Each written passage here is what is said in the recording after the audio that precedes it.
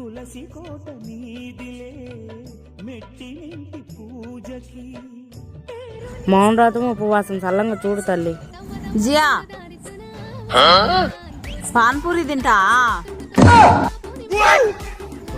Narasimha. Jiya super గా ఉంది. నరసింహ తిను, ఓటేసుకో. జియా ఇద్దో.